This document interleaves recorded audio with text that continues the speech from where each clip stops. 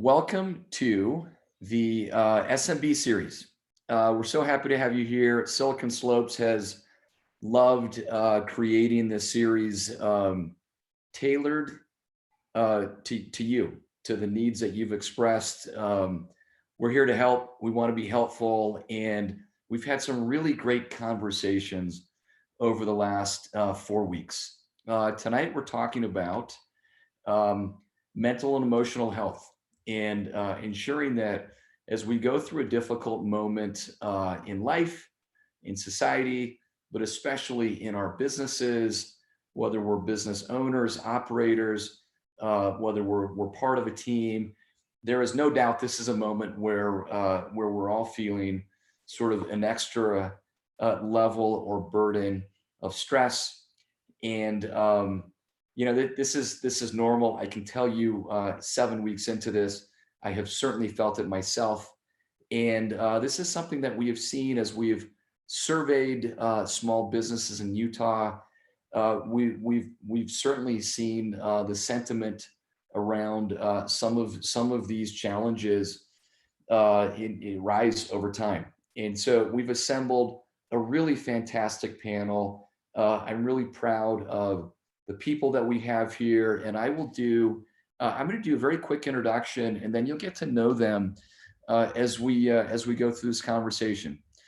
I'll start with Angie Balfour, who is our moderator. Angie is the Chief People Officer at Weave. Prior to joining Weave, Angie spent over 5 years at Instagram and Facebook. Most recently, she served as head of Instagram Human Resources. Angie, we appreciate you moderating the panel today. Johnny Hanna.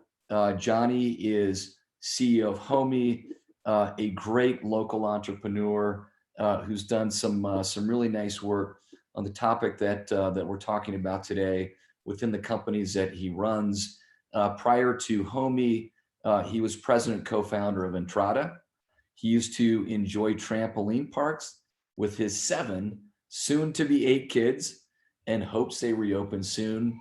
Johnny, so do we. Mark Jaggi.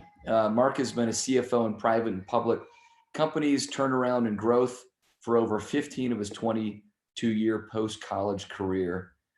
We are happy to have Mark join us. Mark began an emotional health journey driven by what he describes as his long history of disconnected work, and since then has been mentoring, coaching, and sponsoring numerous leaders in connection and change from addictive behaviors.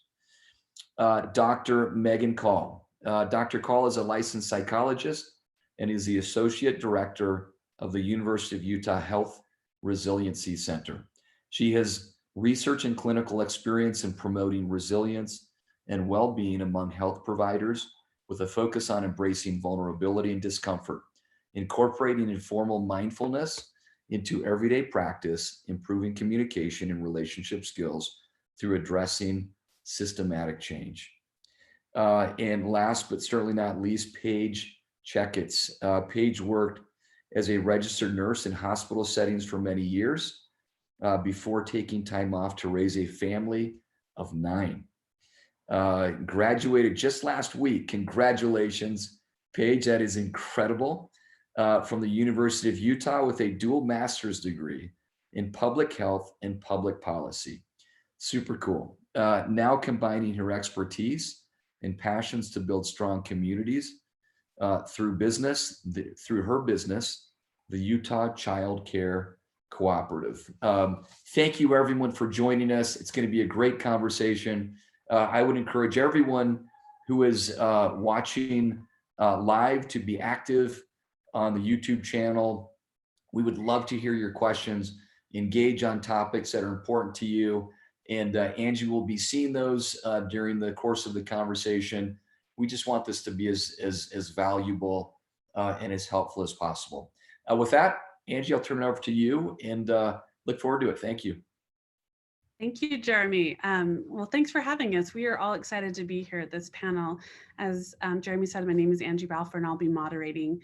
We're really hoping that this is really a discussion about talking about how we can manage our stress, anxiety, and overall mental health. And so who's ever on this call, we're somewhere on the spectrum from just managing the stress of our daily lives to maybe going through a specific incident, I don't know, like COVID-19 or maybe a major life event, to maybe something that we've been diagnosed with and we're really working a rigorous plan so that we can be healthy too.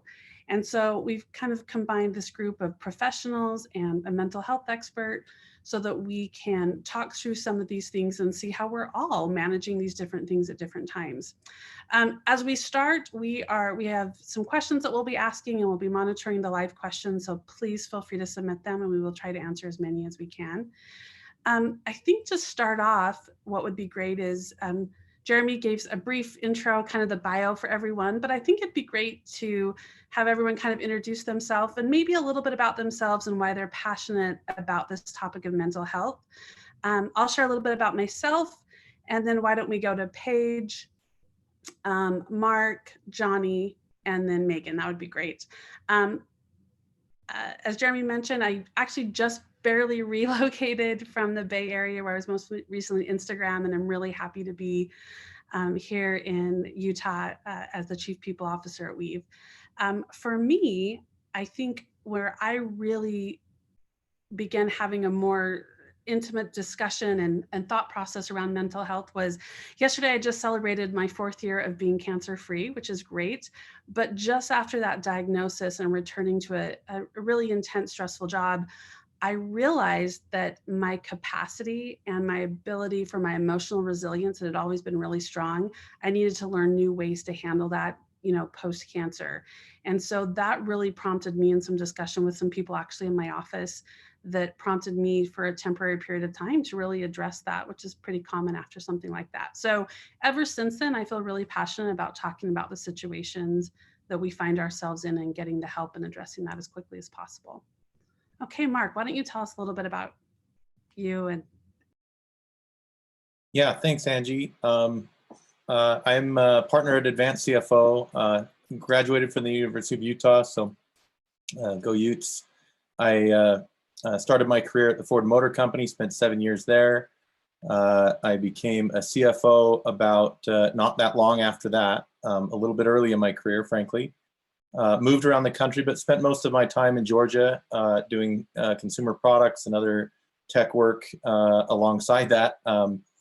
I moved back to Utah about 7 years ago now and joined Advanced CFO 3 years ago. In the middle of that, I had spent most of my, a little bit more background on my family. I've been married almost 25 years and I have 6 children from the range of 22 years old to 4 years old. And fortunately, I have a separate space for my home office. I worked for about 16 years in a very aggressive form of disconnect, as was introduced, and I was always trying to prove my worth at work and utilize work instead of other internal sources to prove how I wasn't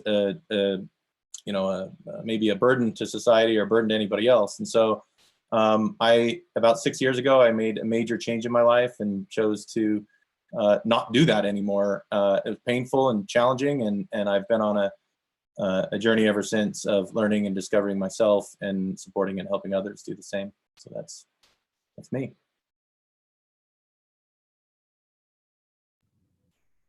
great. Paige, can you tell us a little bit? Yeah, thanks, Lindy.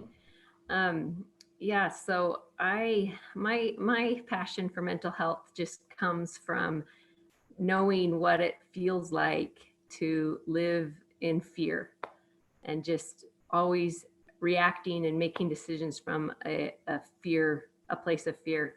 And I didn't realize I was doing that until I had a family member with an addiction.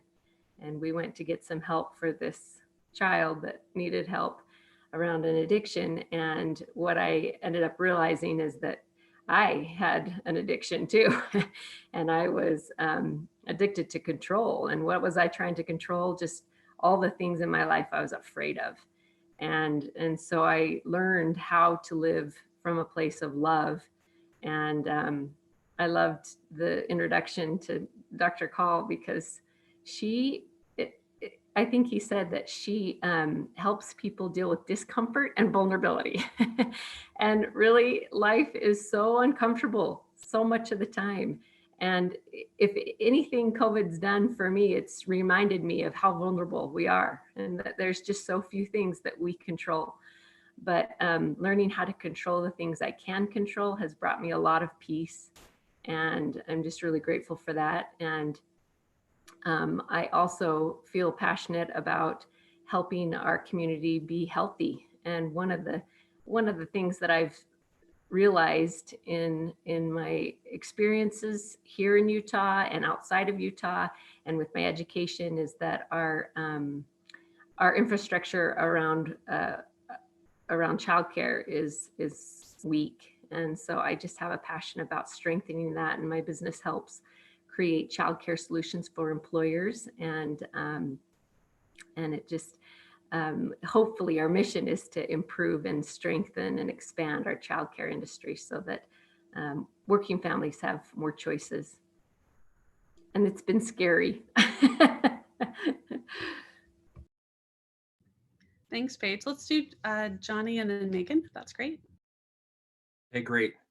Thanks, Mark and Paige and Angie. I'd say my journey in mental health started with me just wanting to be a better father. I think now that we're all working at home, you know, around the corner of my guest bedroom down here is our Lego room. So you might hear some Legos crashing, but I wanted to improve my emotional mental health. I went to learn how to parent. It was a parenting class. And as I went through it, I recognized how much fear I had. Similar to Paige, I think that there were some, you know, beliefs that I had from my childhood and things that I recognized I needed a lot of help. So I started looking more internally, focusing on me, trying to improve some of my daily habits, and through that, I ended up improving my relationship with my kids, which I think has helped me in this situation in particular, be more patient with them as they come in as my new coworkers.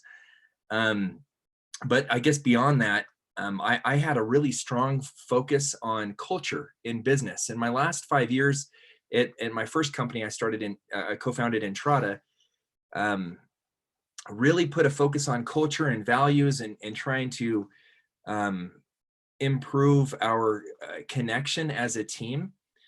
And starting Homey, I was able to start with values and a culture and you know, take my learnings from Antidote and going through this mental health training that I've done, I've recognized that it's kind of foundational to our values and our culture. So this last year we rolled out a mental health training as a company, and you know, the vernacular is now common amongst us, that there's so many positive benefits to help unify us, to help us stay mentally aware and awake. So I've been just passionate about this now for some time. So that's my background. Thanks, everyone. It's really just enjoying listening to these introductions and just the honesty and willingness to share. So I've been interested in mental health for a long time, and it's very much in terms of where I've ended up has been a bit of a meandering pathway. But just briefly in terms of the work I do at the Resiliency Center, the Resiliency Center was created about 3 years ago with the understanding that working in healthcare is incredibly meaningful and simultaneously very stressful.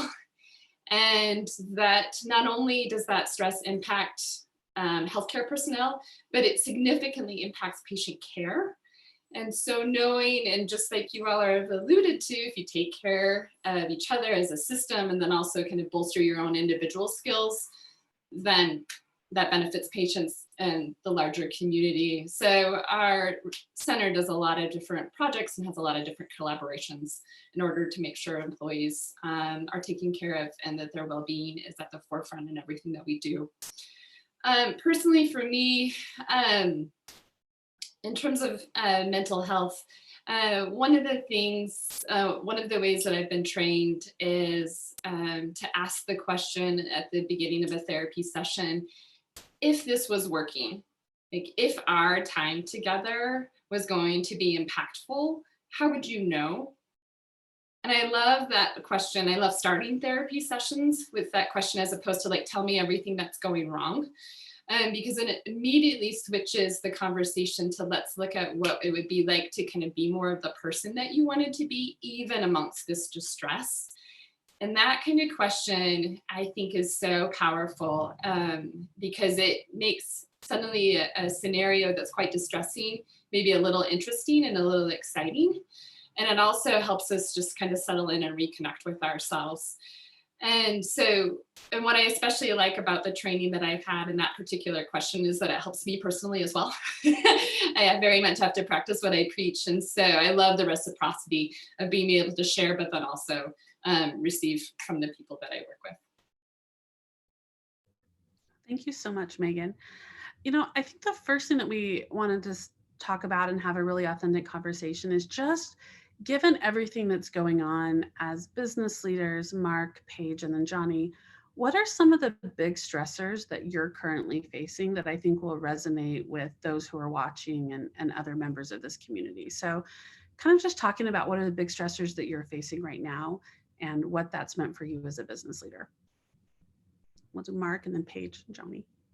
Yeah, you know, one thing that I think everybody's dealing with, if you're currently working, you're dealing with this shame or fear, almost a survivor's feeling that I'm working and getting paid and so many people are not.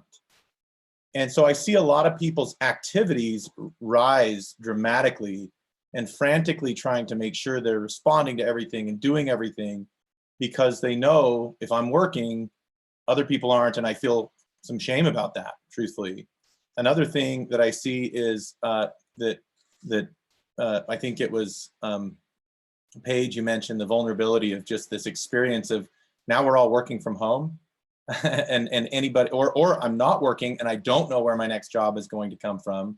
And I know the government's paying money and I don't know that that's going to last. And so the amount of vulnerability and uncertainty right now is at an all-time high, and has not been seen in my lifetime for sure. And I can kind of connect a little bit to like the experience of World War II, for example, and what kind of vulnerability that might have felt like to know that, hey, you could be attacked or otherwise. This is that kind of feeling. I'm using the example more because of the feeling. And so those are the things I think most people are dealing with. It's certainly what I've dealt with. And so I'd be curious to hear what other people experience is. Yeah, Mark, I can validate that feeling. that is what I've been feeling as a business leader, just a lot of vulnerability and uncertainty and like I said before, just discomfort. Those feelings are uncomfortable. And for me, I've been a business owner just over a year. So I'm just brand new to this and feeling very, just nervous and already because it's so new to me. And so now we add in this COVID-19 uncertainty, and then it's even scarier. And for me, I have spent all of my life being financially dependent on somebody else, as a child and as a mother. And so I find myself wanting to give up. I just feel like it might be easier if I just quit. And so I have to challenge that fear almost daily.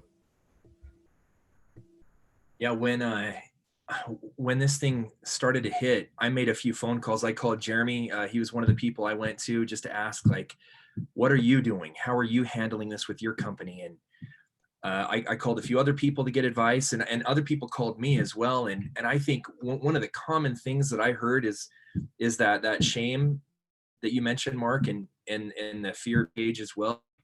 I heard a few CEOs say, if I don't want to be a bad CEO and let my people go. And so they were telling themselves they would be bad if that was what they had to do, versus, this is out of your control, really. You need to survive as a company. I heard others that said, I need to go meet with my team tomorrow and tell them that everything's going to be okay. And you know, and then while the news is in the background telling me the world's crashing and falling apart, you know, and then those same feelings existed then, you know, and then I need to go and be that same person for my family and my wife and kids. And I have to be this leader. And in reality, like it's hard. And we all have struggles. We all have fears. We all have these type of thoughts. And I think these are some of the struggles I've had personally also. Like if I need to reduce salaries for employees, how do I have those conversations, and are they going to be okay? And if they're not, is that my fault? Am I a bad leader? So these are, you know, these are just really challenging, hard questions that are happening right now.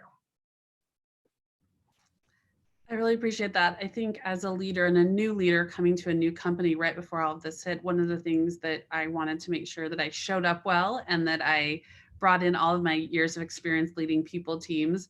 And then COVID-19 hits, and nobody's great at COVID-19. Like nobody has the plan. No, there's no one to call. And so what I really appreciated is being vulnerable with people and talking about it and reaching out. And I remember I got on a call where I was thinking someone was going to help me. And they're like, no, Angie, I'm here for you to help me. I need your advice. And it was my mentor from 15 years ago. I was like, no, I need your help through this. And so I think we're all navigating through this and learning from each other.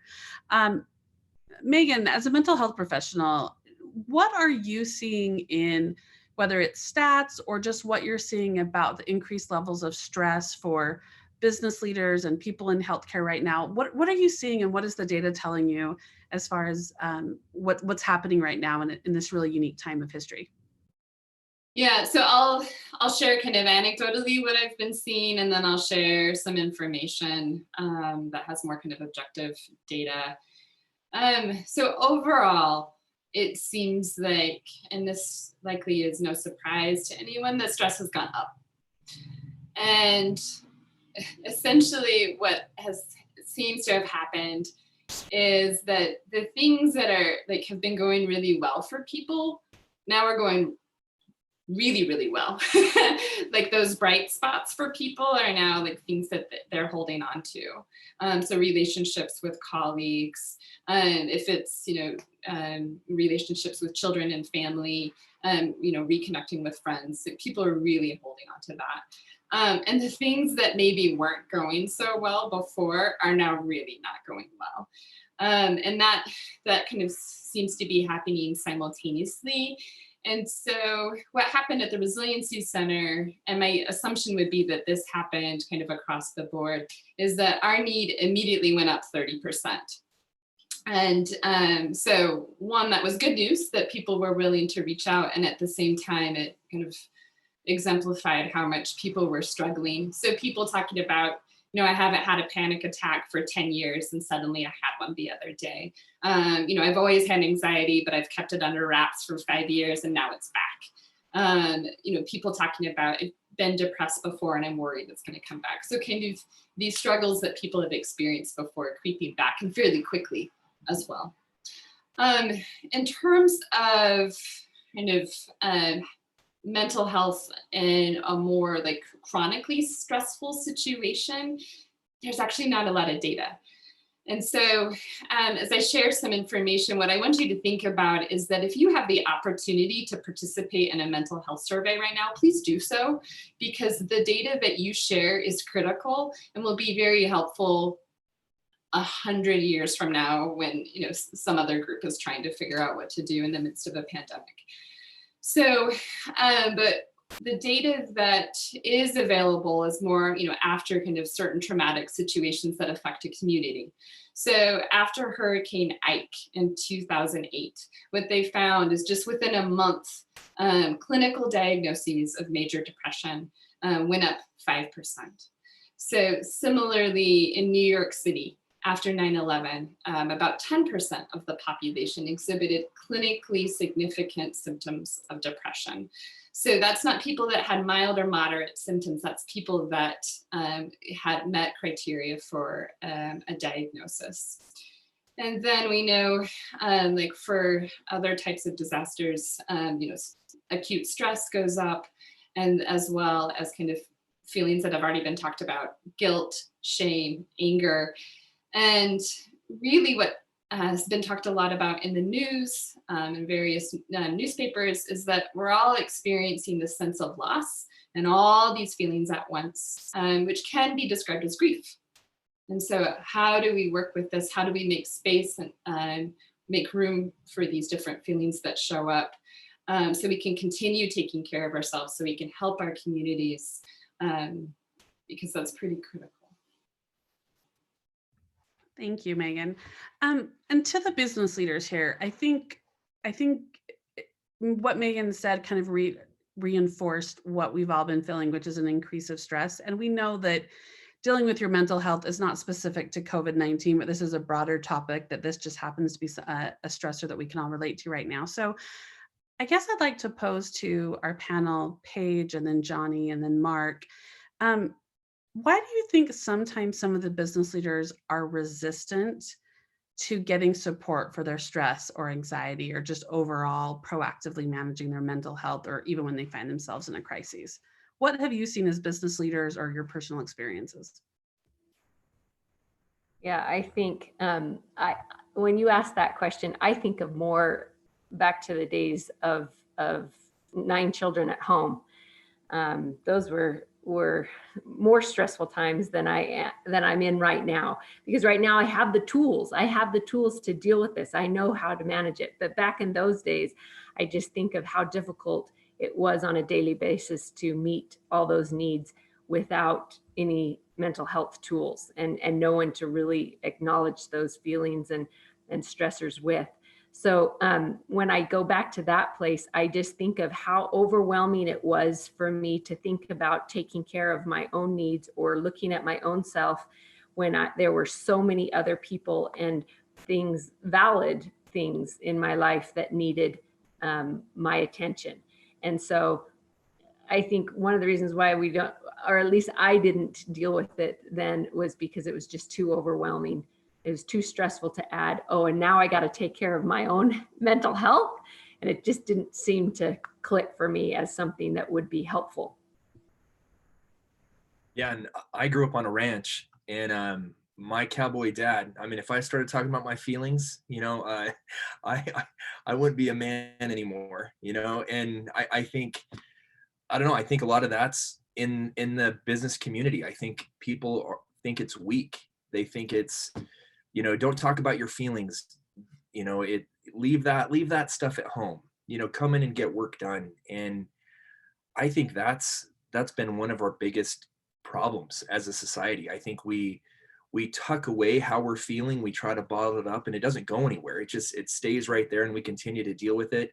We have this culture of when people ask you how your business is doing, you immediately say, I'm killing it, we're crushing it, and those are really common phrases that just aren't true. I'd say, in so many of those cases where I've said that personally inside, I was actually getting crushed, or I was, I wasn't killing it. I was feeling like I was getting killed. And there's so much we all try to take on. And I think there's just a lack of understanding of what mental health is. I think people tie it to suicide and think, oh, you're getting mental health or you're seeing a therapist, you must be suicidal, instead of just understanding, like, no, this is actually, you should be working on your mental health as much as you're working on your physical health. So I think there's a lack of understanding. There's some problems in the culture, in Western society in general, but those are my thoughts. I'm enjoying listening to Johnny and Paige and Megan so much. I didn't want to click out. I just keep going. The concepts they shared, I think, are very truthful. One of the primary things is that you asked the question, why are business leaders resistant to getting support? Well, during this time, that's no different than yesterday or a year ago or 2 years ago. And I think that's the real issue, is if I haven't been building a network of support and truth tellers to me, and people who will help me move from and just introducing a concept, my thinking that is not truthful, my distorted thoughts, like Johnny said, I'm going to be a bad CFO if I don't do this, or sorry, CEO in your case, Johnny.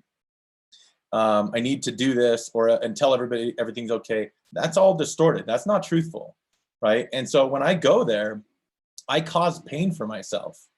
But that's no different yesterday than it was today. What's happening though is in today's world, everybody's experiencing a whole different shift. And if we're not able to gain support for our feelings and our thoughts and process that distorted thinking and that the way of moving into a truthful place, we're going to get stuck, right? And we're not going to process those feelings that Johnny talked about.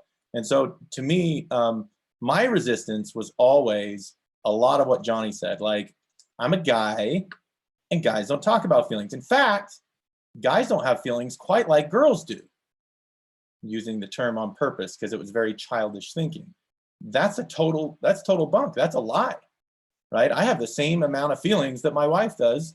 I just have not learned how to process them. So I was an emotional 8-year-old and she was an emotional, at the time, maybe whatever it was, 38-year-old. And being married to an emotional 8-year-old is really unpleasant, just being really honest with you. And so growing up requires connecting with other people and going to get support. Why are we resistant? Pride, right? We don't want to talk about our problems and don't want to talk about our feelings. That's just straight up pride. And I think that was, that's always been, an Achilles heel of growth. So. Yeah, and piggybacking on that, Mark, too. I feel like this is, one of the silver linings of COVID-19, that we're actually talking about this. As you mentioned, this isn't something new. Like we've all been struggling. And thinking of the statistics that Megan shared, one that came to mind that I heard a few months ago is that 1 in 4 adults in America suffers from a diagnosable mental health condition.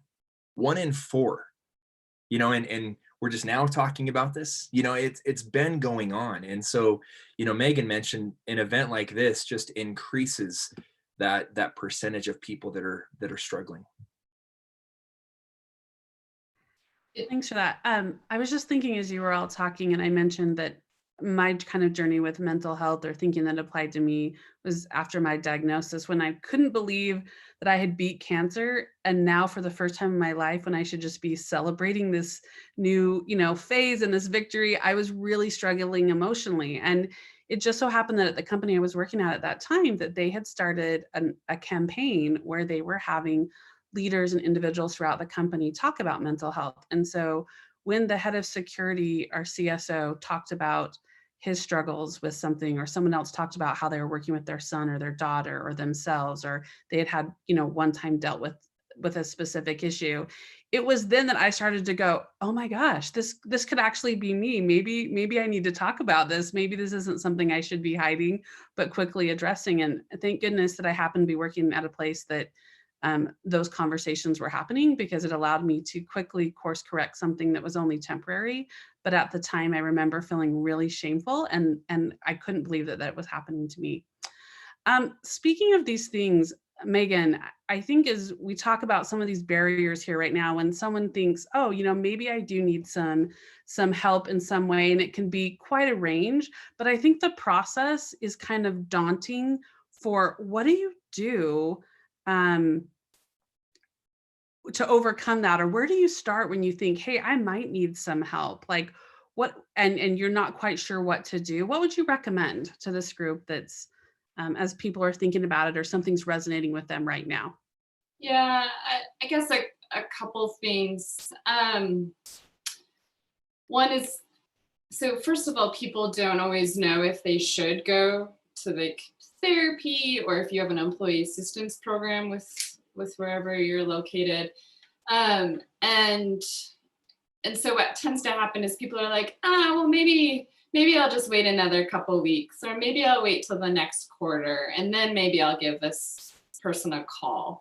So maybe they know of a name, or they know of an organization, but it's just easier to kind of push it down the road. And what tends to happen is, yeah, sure, maybe things will get a little better. At the same time, the question I always ask is kind of like, what do you have to lose in calling, or what do you have to lose in scheduling that appointment or reaching out? And most likely it's going to feel a little uncomfortable, because maybe you haven't gone before, or maybe it's been a while, and maybe you're kind of being self-critical. And are you willing to risk that? Is that okay? or maybe it's a little bit of time. So maybe you might lose an hour, and would you be willing to do that just to double check, just to see how it goes? If you don't have a name or kind of a place to go, what I'd encourage you to do, if possible, is if you do have a mentor or someone that you can talk with, and just ask if they've heard of anyone, or if they know of anyone, oftentimes kind of word of mouth.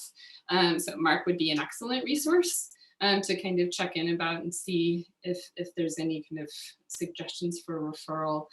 And then I would recommend Psychology Today is actually a pretty good website. It can be overwhelming sometimes, but it lists all psychologists, therapists, social workers in your area, and you can narrow down by category. If, I don't know, if you want a female therapist, you can narrow down by that as well. And that's a helpful resource if you're really starting fresh and just need somewhere to go. And they can list whether or not they take insurance. So if you know of someone, maybe, try it out, see how it goes. If you don't know of someone, maybe starting with a mentor or someone that you can talk to, or going to Psychology Today. Great, thank you. I don't know, Johnny, do you have any other suggestions that you would give on if you're starting that first process of deciding, how to go and find the help, and it's kind of daunting or overwhelming, or maybe you're dealing with, feeling a little self-conscious about it? Maybe give your advice. Yeah, I think like Megan mentioned, just kind of asking around, like I think a lot of people who have seen therapists have probably gone to multiple until they found one that really was solid for them. But I think, number one, anybody who's having any struggles or any questioning anything, I think just talking to somebody is helpful. Just having a close friend, reaching out to them and just sharing what you're thinking and how you're feeling. And I think, you'd be surprised at what an outside perspective can do for you. They can help you know if you're seeing things clearly. They can help you know if you're off. And I've been lucky to have people around me that have pointed me in right directions, and as I mentioned, I just wanted to improve my relationship with my kids, and going to a parenting class was taught by a therapist, and she turned me on to a list of free podcasts called Connections podcasts, and Connections with an X. And I started listening there and just started learning. And then, from there wanted to learn more and continue to reach out to my network. And, but yeah, I think number one is just being vulnerable, opening up to somebody, and whoever that trusted person is I think going to be helpful, sharing what you're thinking, what you're feeling, especially during this time. But Johnny, what about, I don't mean to jump in, Angie, but what about, like, my pride says, if I ask somebody, look, I'm struggling right now, they're going to think all sorts of things about me, right? I'm just guessing. I'm afraid. And my pride says, they're going to think that I'm in some terrible bad place. So what? So I don't talk to them, right? And I hide my feelings. What do you say to that? Yeah, I mean, I actually think that's the most common response. And I think that's what people are thinking in their heads. And I think that's why, as leaders, anybody that's listening to this call, I think we have to lead by example and share our own personal struggles, and that we're having our own challenges. And I think if we lead by example, others will then see, oh, hey, Paige has struggled. Paige has had fear before. What does she mean by that? Maybe I'll ask her. And the second I opened up to my company, I had a company meeting, and what I was doing personally is I was so stressed for every company meeting, and Paige talked about control early on.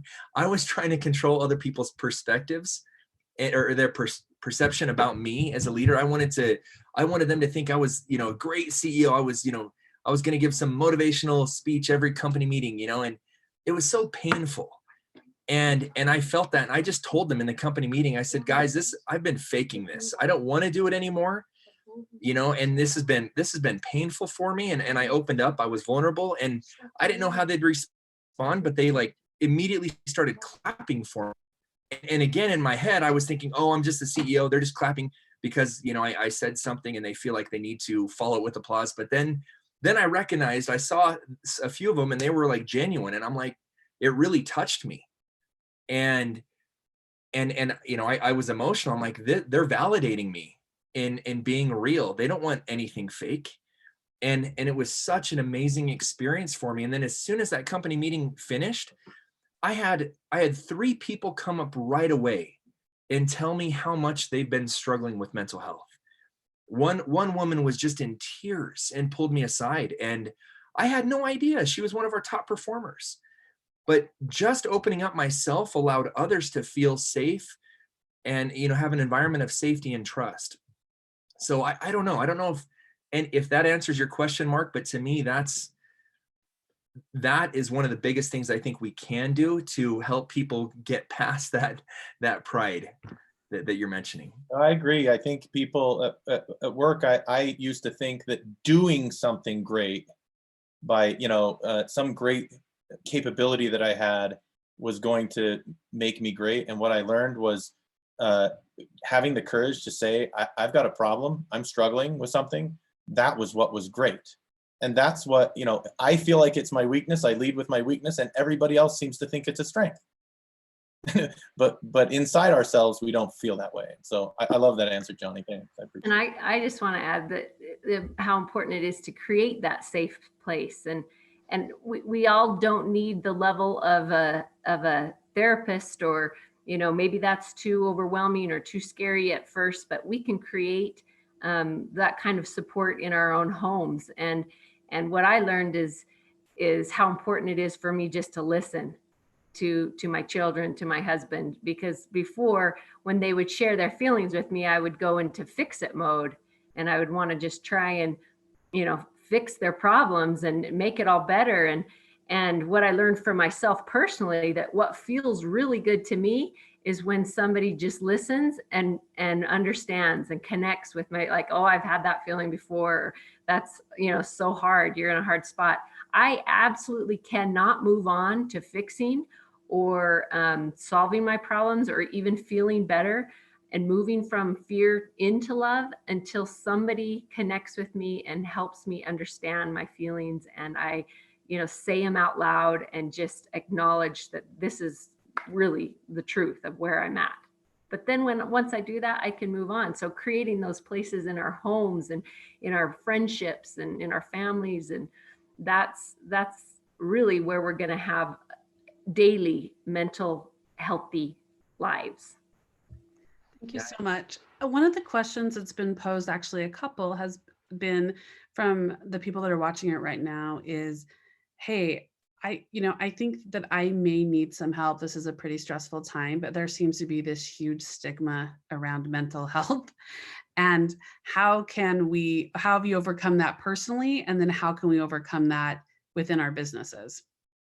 I know we talked about that a little bit, but really talking about that stigma of mental health. And I know, Johnny, we've talked about this, and you've said, I even hate the word stigma when you say it with mental health because of the reinforcing, but it was the question. So I'm just kind of curious about your thoughts on that. So I can just say a couple of things. So, I mean, the example right now of people being vulnerable and sharing is one of the ways. Like it's happening in real time. And so if we think about stigma, the word shame also comes to mind, which has been brought up a bit as well. And for those of you who know Brene Brown's work on vulnerability, she talks a lot about shame. And what her research shows is that the antidote to shame is vulnerability. And so it's this counterintuitive nature of, if I feel uncomfortable, instead of avoiding that discomfort, it's actually moving toward it. So, and it's going to feel scary. Potentially it could feel either weird or awkward. At the same time, it kind of requires this leap of moving toward more of kind of your well-being, your own self-care. And my guess is that for those of you who are kind of questioning this, that avoidance, that kind of putting it off, is probably not working. And so having that courage to kind of speak up, to share, to say I'm struggling, it's going to feel awkward at first. Majority of the time, people end up getting supported. Yeah, I almost want to fight stigma with stigma, and tell people, what, you're not seeing a therapist? What's wrong with you? You're the one who's crazy, and yeah, but I know that's not the solution. I did hear from a gentleman named Jerry Colonna. He's considered, I think, the CEO coach of Silicon Valley. I'm not quite sure if I'm putting that together right, but he came and spoke at a conference I went to not too long ago. And I think, as Megan pointed out, just the more vulnerable stories we all share with each other, I think that's going to help get rid of the stigma. But what he said I thought was really powerful. Like he said, as business leaders, we have the responsibility to bring in humanity into our companies. Like thinking about how often we're all inside of our offices. I mean, not now, right? But we spend so much of our lives in the office, and a lot of times as leaders, we say, keep your family drama at the door. Come in and get your work done. You have, that project needs to be done by 5, on Friday, whatever the deadline is. And what he was saying is like, bring in the humanity. And after I heard him, I thought, you know what? In our one-on-ones at our company, I want everybody to ask, how was the weekend? What's going on with your personal life? You do have a deadline of whatever at 5 p.m. on Friday. Are you going to be able to hit that? Do we need to rally behind you? Is there something traumatic going on in your life? And I think if we just open up and are more human, if we bring in humanity, as he mentioned, I think that's going to help get rid of the stigma also. That's great. Thanks. Yeah, for me, Angie, my personal experience is it's always a one-on-one experience. So my job, and I think of this, and I think I'm a consultant. I can say a lot of different things, but I think of my job as coming from God, and that job is to ensure that I create safety for myself first, that I'm being responsible for me, taking good care of me, my emotional and spiritual and I say emotional health, mental health, and then I have to give to people around me. And my job is to create safety for them and for everybody to be able to talk about those thoughts and feelings. And usually that doesn't happen in moment one, right? Somebody doesn't, I rarely will be on a panel like this, and then somebody calls me out of the blue and says, hey, Mark, I saw you on the panel. Can I share with you my fears? Right? That doesn't happen. It's built by relationships. And if you don't have relationships that allow you that and will support you and tell you the truth and help you with that, then you're gonna need help. I don't care who you are. That's irrelevant to how bad your behaviors are or how, everybody needs that. And so that's maybe a good trigger point to say, do I have people that I call and say, hey, I'm struggling. I'm really struggling right now. Can we talk about this? Are you open to talking about this? If I don't have those, I need help. That's a very simple and fast rule. You can break the stigma just by saying that. and know you've broken the rule of allowing the stigma, the shame, the fear to run you over. Thanks, Mark. As you guys were saying that, I was thinking about when I was particularly struggling, I had a mentor who was known as the best HR person in Silicon Valley. And so to have her think that maybe I was struggling was kind of embarrassing to me. And it was in one of our one-on-one sessions where I finally just told her, I said, look, I think there's something going on. I think I might need some help, and I don't know what to do. And I will never forget, because she just looked at me and said, oh, Ange, I've been battling anxiety for 30 years. Let me tell you. And then she just shared with me this whole part of her life I had no idea about. And it gave me the confidence. And what I really appreciated more than anything else was her willingness to be vulnerable. And I was bringing stigma to the conversation. She immediately took it away. And she's like, I have been wildly successful my whole life, and I will continue to battle with this until the day I die. But I have a really good routine about what I'm doing. And it really meant a lot to me, and it really gave me the confidence. So I think part of what we bring is those one-on-one conversations of being vulnerable. One of the questions that's been submitted, which I think is very relatable, and there's a couple different versions of it, but the summary is, we have 3 or 4 kids at home, we're homeschooling, me and my spouse are also trying to run a business, keep the business afloat, doing PPP, we are doing some layoffs, we're trying to support each other, maintain a marriage, keep our kids alive, partially educated at this point, whatever we can do to get through these next few months. And the question was really like, what's the best way that we can support each other in these closed, confined situation as partners going through this together? And so maybe Paige, we haven't heard from you in a little while, so maybe we can hear from Paige, and then talking a little bit, Megan, if you have any thoughts on that. Well, my heart goes out to you, and I connect with you on that too. I have 3 teenagers at home, and I have to say that one of the silver linings to COVID for me is that my teenagers are home, and so I'm not worrying about where they are and what they're doing, and I'm seeing them a lot more than I was before. And so that's been a blessing to me. But I think back on the days when I had little kids at home, and how isolated I felt and lonely I felt. And so I can relate to, being at home all day with children, and then adding the business pressure, which now I can connect to as well. It is a lot to ask a person. And so I would just suggest you start with that. Like, just acknowledge the realness, the truth of the situation, that this is hard. This is more than you've been asked to do before. This is your normal support system and resources that you go to. The park that you just go to is no longer available for you to let go and let loose. And just acknowledge that it's hard, and listen to each other, step in each other's shoes, and say, what is hard for you versus what is hard for you. And once we make those connections with each other, then, like I said before, the solutions just start to flow, and we start saying, this is what I need, or this is what I want to move forward. And if you can create that for each other, great. If you can't, then you mourn that loss and say, darn it, I really wish that we could drop the kids off at grandma's house for a date night, but we can't do that. And then get creative and try and do some other things. But you have to step in each other's shoes. You have to make time to do that, which, again, like I said before, I used to feel like that was overwhelming to make time to do that. But in the end, it actually ends up increasing your productivity, because you shift out of that fear-based place and into that love place. And in the love place, you can do all sorts of amazing things. Thanks, Paige. I thought that was lovely. And as a mother of 9, you would know.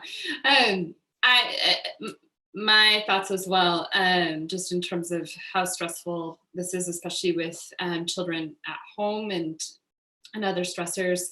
One of the articles that I read in the New York Times just within the last week that I thought was beneficial was that nobody's getting medals right now. So like, we don't have to worry about that, which I just love that comment, because that takes that pressure of expectation out. The other piece, I guess I would wonder is, you now have 7 weeks of data collection. Like, you've been at this for 7 weeks. And my guess is that you probably know some things by now that work for your family. Like, you could go back and be like, oh yeah, that was helpful, that wasn't helpful. And so certainly continue doing the things that work, obviously, and capitalize on those. And then for the things that aren't working, I guess the questions are, are they in your control? And if so, what are some small changes perhaps that could be made that might help your situation? The other question that I've been asking people a lot lately is like, how are you making things worse? So is there anything that you kind of do or other people are doing that are like, is kind of adding to the situation? And sometimes just that self-awareness and that self-knowledge can be enough to be like, oh, that's me, kind of acting out and not being the mature one maybe in the room, and let's just pause and I'll come back and kind of reset. So using the knowledge that you already have to maybe make some small changes, knowing that small things can add up. And again, I was told by, I would say, a mentor of mine just yesterday that movies and fish sticks, that's all that kids should be doing right now, is movies and fish sticks. Yeah, that's incredible advice. Movies and fish sticks. I'm going to recommend that to my wife tomorrow immediately. That's what we're doing. And for myself, I think no more work. Movies and fish sticks. I think, answering that question too. I love Paige's response. To me, what I just felt like I witnessed from Paige was her validation of the pain you're going through, and that's what she's saying. Just acknowledge that this is hard, and that reminds me of there's a video of like a nail in the head, of a wife having a nail in the head, and the husband's like, "You got a nail in your head, pull it out." Like there might not be solutions, and you might not want a solution. You just need somebody to acknowledge that you're in pain. And I actually have joined a men's group. And before you all judge me, I can throw that back at you and say you're crazy if you're not in a men's group or a women's group. But you can, I think having a support system is so powerful, for the very example that Paige just shared. Like, these are hard times, and you need people to talk to, and just that will support you. And as I mentioned, I called Jeremy right away. I called a few other business leaders in the area to get support as this was happening for my company, and I didn't know what to do. And just all the things you listed, that you're working full time with 4 kids, your husband has 136 employees. I see that question. There's so much, and there are tools, I think, as Megan pointed out too, that she said, what are you doing that is making things worse with your 7 weeks now of experience? And she posed that question to me yesterday. I've used inevitable and optional pain. Like, it's inevitably painful that we're here in this economic situation, in this pandemic. We couldn't control that. That's inevitable pain. Optional pain is what we put on ourselves, like the worry, the stress. Like, worrying doesn't ever get you anywhere. It's additional pain. It's causing more pain, as Megan pointed out. So to me, the support group that I've been part of, they help me recognize where I'm adding my own optional pain to the situation. And they're like, look, you could be in so much more peace if you wouldn't be throwing that on top of everything else. And I'm like, okay, all right, I can reframe those negative thoughts into truth and move forward and be in a lot better of a spot. Johnny, thanks so much for sharing that, and sharing that you are in a men's group, and why are we not all in different groups? I think that's a great question to ask ourselves, but it really poses for, some people may not be able to afford a therapist, and so I think it would be great to throw out to this entire group, what other support systems can you put in place if maybe traditional therapy doesn't feel right for this individual, or doesn't feel like it's an option for them? We could start with Megan, but then let's go around. Maybe Mark, you could take that afterwards. And if anyone else on the panel wants to jump in, that would be great too. Sure. I appreciate that question for a lot of different reasons. There's this part of me, as well as I know a lot of health professionals, that are hoping that post-COVID, that this really can kind of start a conversation about healthcare in the US. Sorry, that was loud. Just, and especially in the realm of mental health, a lot of people are figuring out how costly mental health can be. And so if you, some lovely suggestions have been made already this evening, certainly having colleagues and also a mentor. One of the things that I found, especially working with physician leaders, is that a lot of people can name who they think would be a good mentor, but they don't want to bother the person. And so, but once again, kind of being vulnerable and reaching out. There's a lovely literature that shows that being a mentor is actually really rewarding. And so people perceive that it's going to be a burden, but it's actually really helpful for that person. So you're doing something for them as well. So having a mentor, and then there are some pretty nice self-help books and apps. Again, if you feel willing to kind of ask around and see what other people are using. But if one frequently used app, and it's free right now, is Headspace. They're making some of their material free to anyone. And then one of the books that I like that has some quick and practical strategies and kind of puts things in perspective in terms of how to work with struggles is actually called The Happiness Trap. I apologize in advance because most like self-help books have really cheesy titles. But The Happiness Trap, I do think has some really nice strategies. And that is the therapeutic modality that I use in my practice as well, that I've found really helpful too. Yeah, thanks, Megan. For me, so if I go back many years, I didn't have, I think I asked for help twice in my life. Well, 3 times. The first time was a really bad experience with somebody who could have been my mentor but wasn't. And then I chose, well, then I'm not going to do that again. That was a really poor experience. And so I asked for help 2 other times. The problem is what that created was a lack of relationships all the way through my life. Every relationship I ever made, everybody I ever helped or who helped me, I just moved or left, and I just never called again. I never connected with them again. And so what I do is I create men's groups myself, right? Like I meet with some men who are really capable people who and I'm vulnerable enough to ask, hey, I'd really like to, would you mind grouping up on a Sunday night, and we're going to chat about, about our emotional health, and I have a couple of those, in fact, and so that keeps me moving really fast. So, and I say men's group.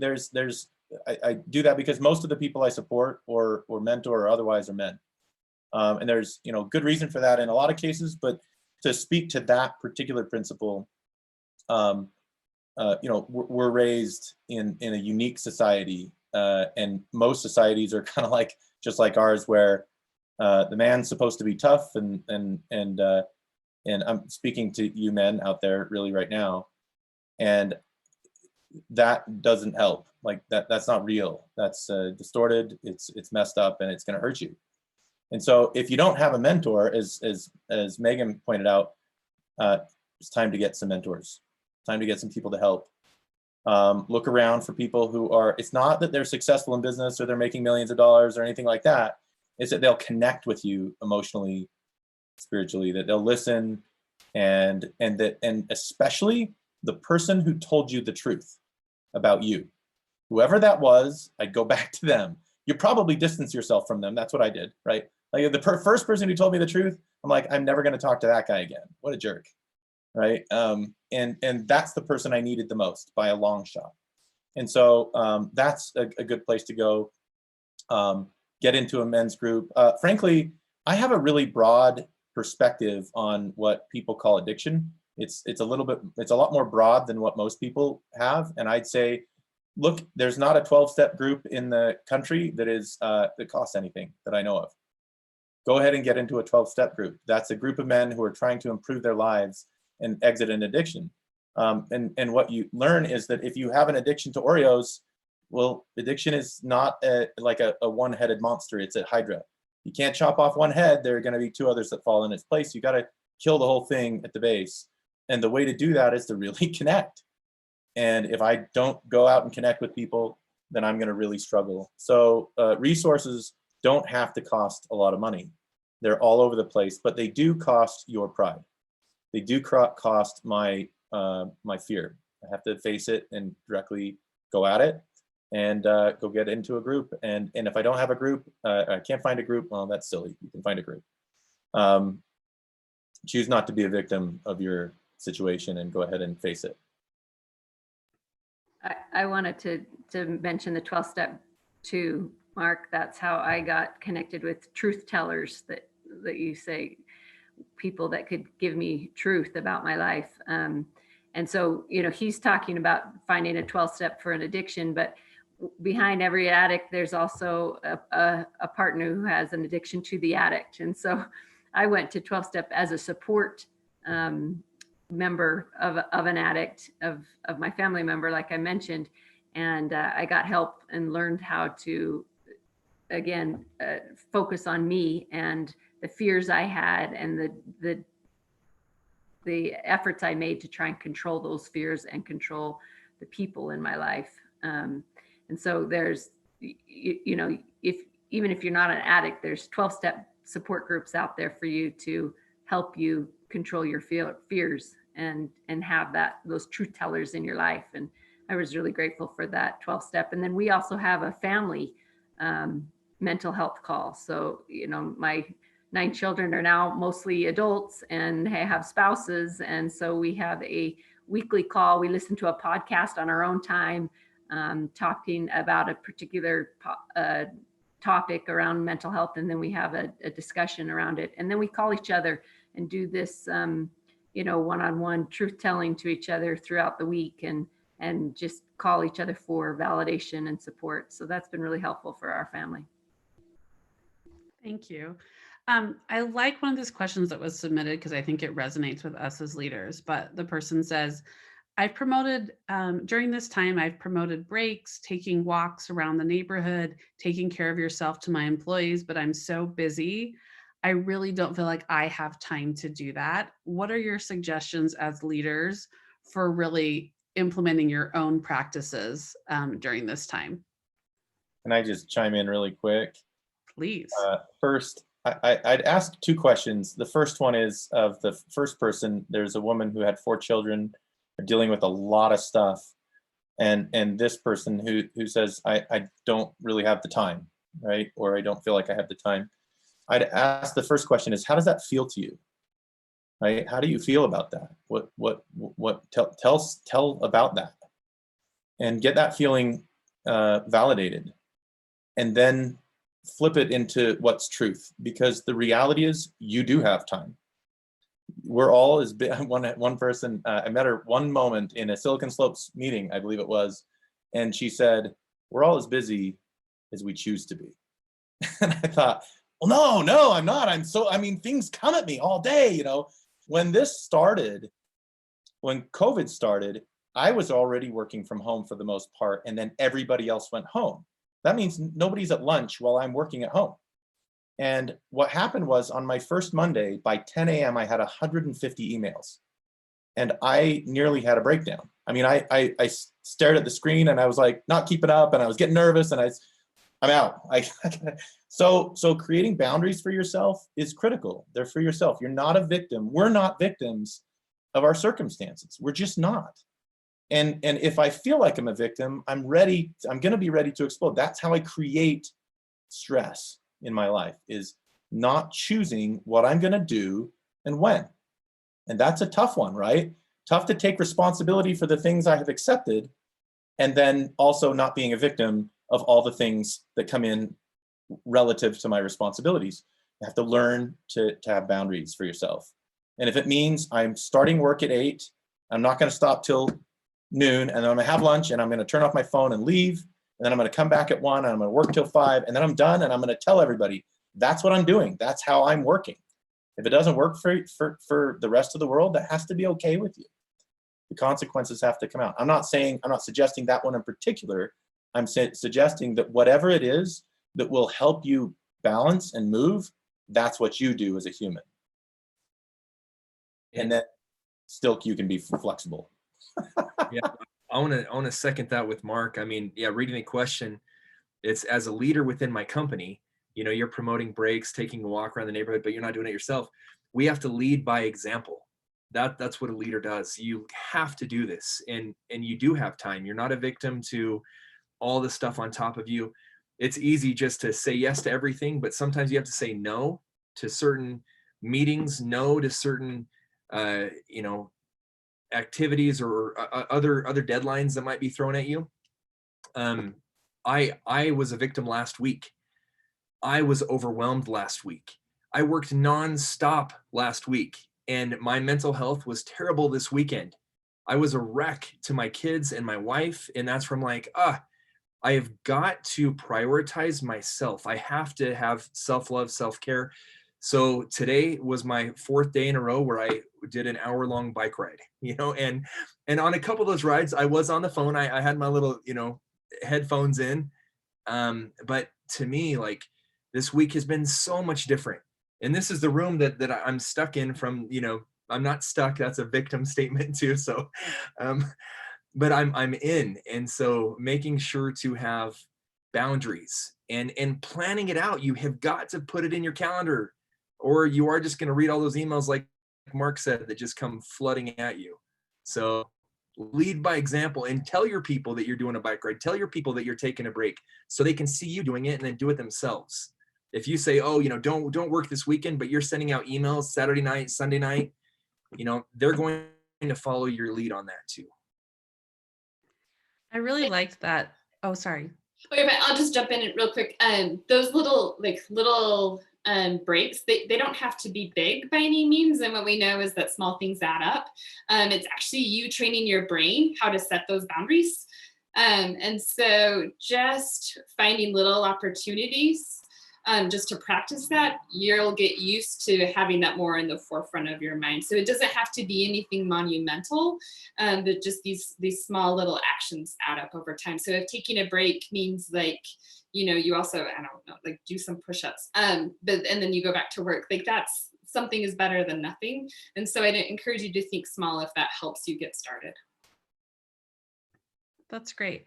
I also liked this question because it focused on the responsibilities as leaders that we have, thinking about our people and how we're leading through this. And so I guess I'd love to pose to the panel, maybe we'll start with Paige and then Johnny and then Mark, but what are you doing for your people to help them manage the stress and be proactive and healthy during this time with COVID? Like, what are you doing that you could maybe suggest to the people who are watching as leaders, what they can do for their people?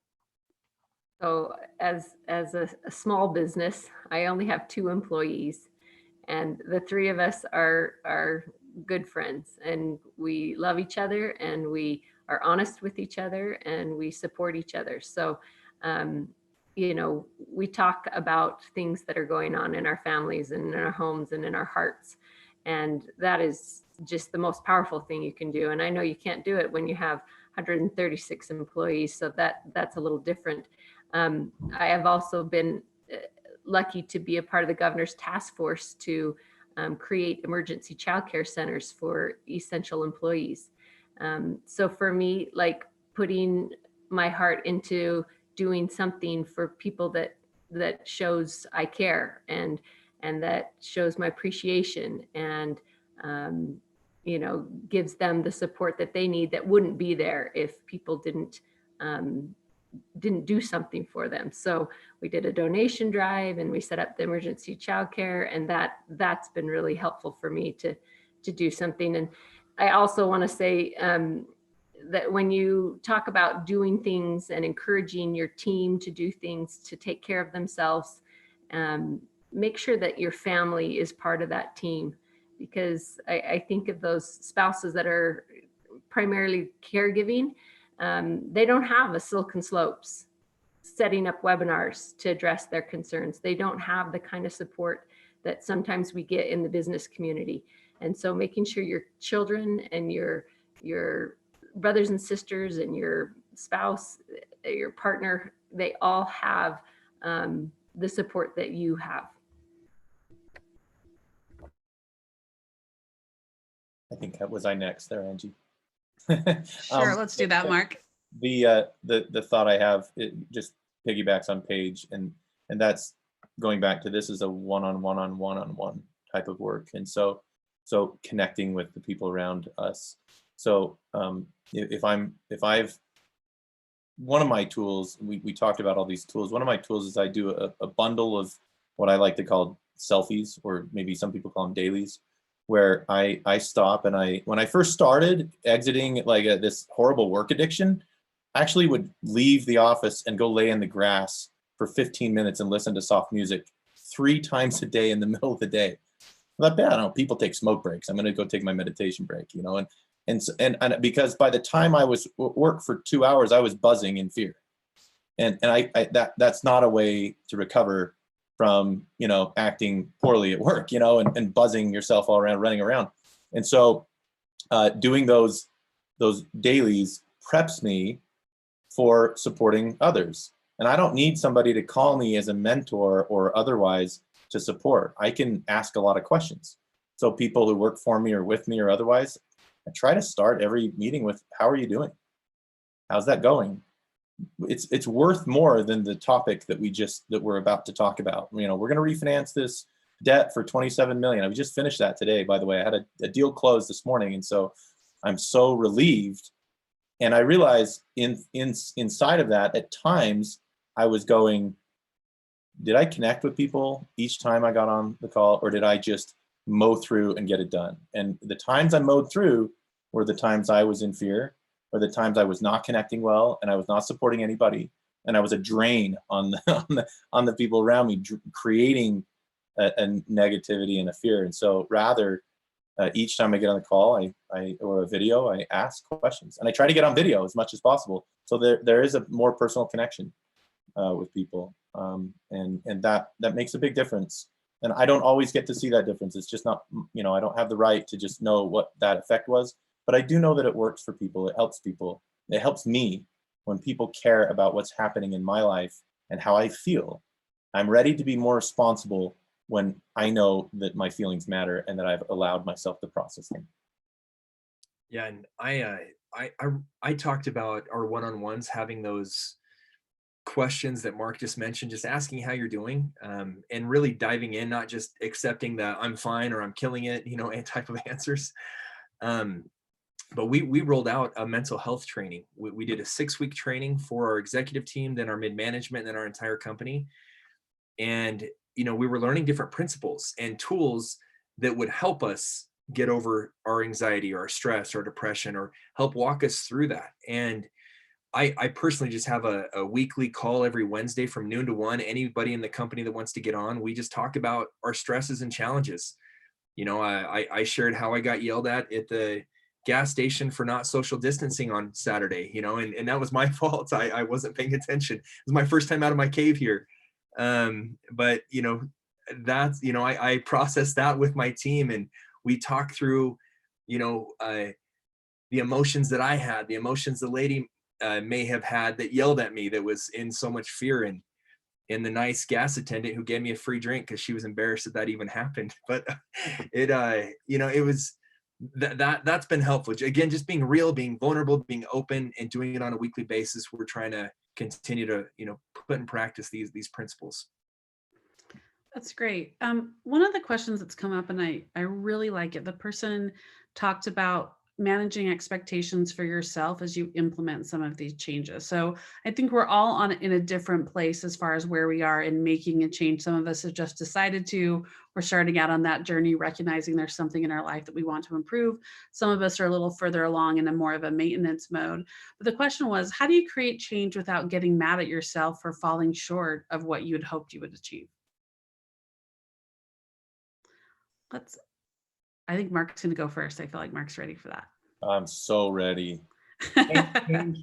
Change is an interesting thing. It always hurts. There's never a time, even change that is the best change in your life, you'll be moving from something old to something new, and leaving old things requires grief and experiencing the pain of the change. And so the question has a lot of noise in it, and some of the noise that's in that question saying, how do I create change without getting mad at myself for falling short of my hopes? Well, if I create change and it doesn't work the way I thought, so anger comes out of an expectation. I have an expectation, the expectation is not met, now I'm mad. Who do I get mad at? Well, either somebody else who caused that and I'm a victim of them, or stupid me, right? So I go into one of two places. I go into this place of self-adulation or self-denigration. And there's this great, huge space between those two things. I don't have to be angry at myself, and I don't have to be angry at the world. But I do get to be responsible for my own expectations that I set for that change. Change is not something that people love every moment, but change is, I love whoever's asking this question saying, I want to create change. Because change is good if you're going in the direction of good, so to speak, right? And so I'd say your expectations are driving the anger. If you take your own personal responsibility for your own expectations and then move that expectation, not to necessarily lower it to some other place, but to recognize that you don't control how that change comes about. That I'm trying to create change and let it come about as it's meant to come about. I don't get to control that. And, you know, there's been a lot of talk on control, so I totally agree. You're gonna have to drop the control, surrender the outcome, and then move and keep moving in that direction of that change that you feel is so good. And so that's what I'd say, that expectation. Thanks, Mark. Megan, do you have any thoughts on that as someone who has dedicated her life to helping people change and become their best selves?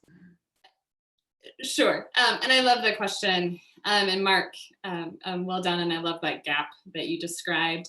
I would just add, there is this part of our brain that helps us survive. And the way that it does is it continuously judges and evaluates. It continuously compares ourselves to other people. And it gets caught up in the past and the future. It's just the way that we, like thousands of years ago, the way that we survive day to day. So that part of the mind is really helpful for just like our general survival. But that same part of the mind will happily chime in when you make a mistake and judge and evaluate you. It will happily compare you to other people. It's kind of like an overly helpful friend. And unfortunately, we don't know how to get rid of that part of our mind.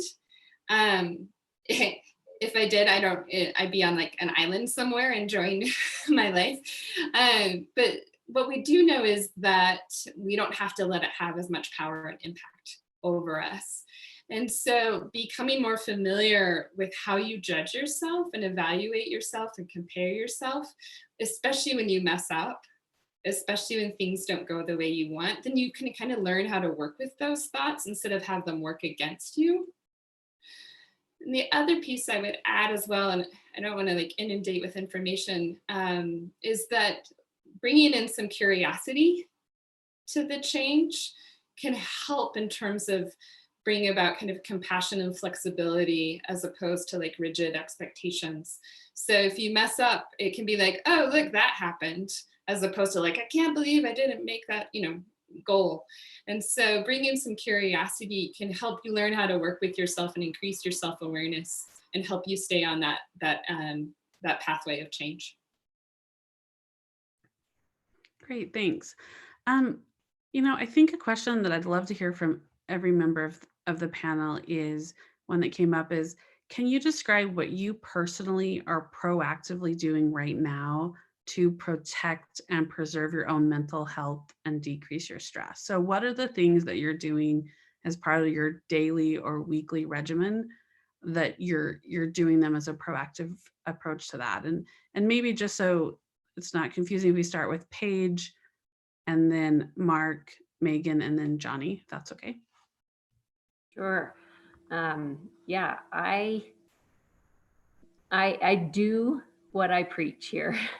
So I make a phone call to at least one person outside of my family, a truth teller in my life that isn't, connected to me in any other way, meaning that they don't have any fear of telling me the truth about me.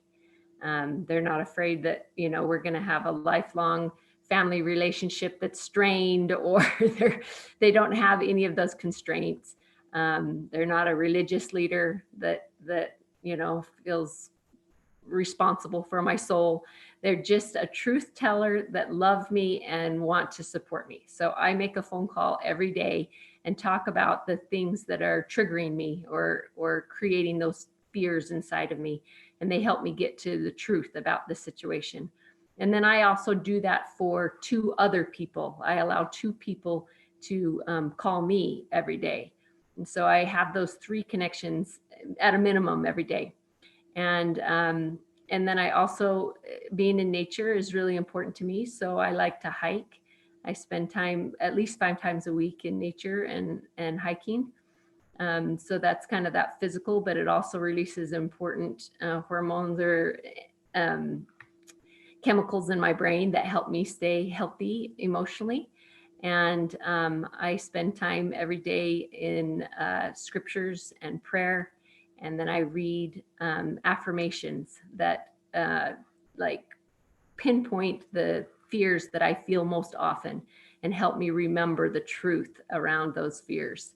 And so daily affirmations, scriptures and prayer, exercise in nature, and then connections with people are my most important routines to stay emotionally healthy. You're here.